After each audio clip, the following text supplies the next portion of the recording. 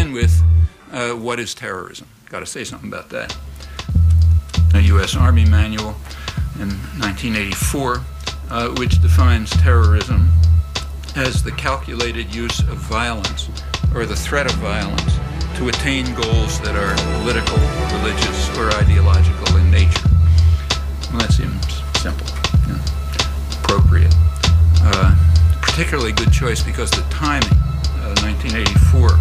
1984, you'll recall, was the time when the Reagan administration was waging a war against terrorism. Once upon a time in this dream world America, before them hijackers brought home mass hysteria, breaking their perilous peace accords with our government, or how they get the passport, supplies and transport. Former CIA ops don't know how to stop. Let's take it back to 84, in the Afghan war, when Papa Bush and Bin Laden ran loose up in the garden, pushing and prodding, more firing, warmongering, bartering our future. They've been dealing in arms, small tech, Timberline, and anthrax, Saddam. All sides profiteering from a war without end, betraying family oil business as a war against sin. But the massive profit margin got a muscling in. Suspend doctors spew their hatred, saying us against them.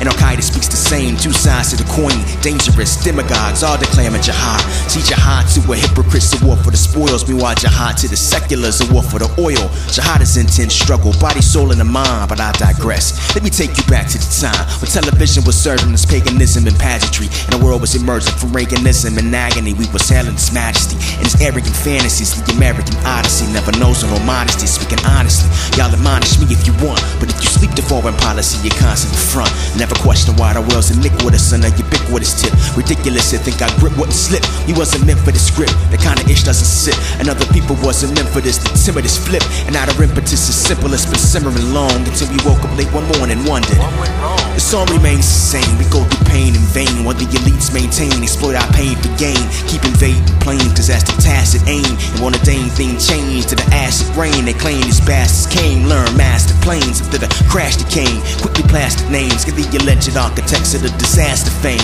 while they blast their claims all in the master's name. And that's the shame.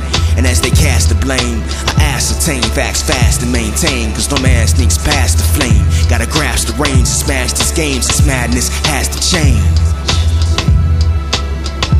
Power to the people, no doubt. In fact, if you compare Osama bin Laden and Bush and Blair, the rhetoric is remarkably similar. Take a look, compare the speeches.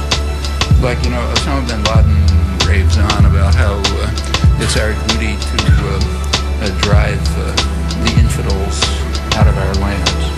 Okay? And Bush and Blair say we have to drive evil out of the world. Now, they're saying about the same thing. The only difference is that when Osama bin Laden refers to our lands, he means Muslim lands. And when Bush and Blair talk about our lands, they mean the world, the universe. But that reflects the difference of power.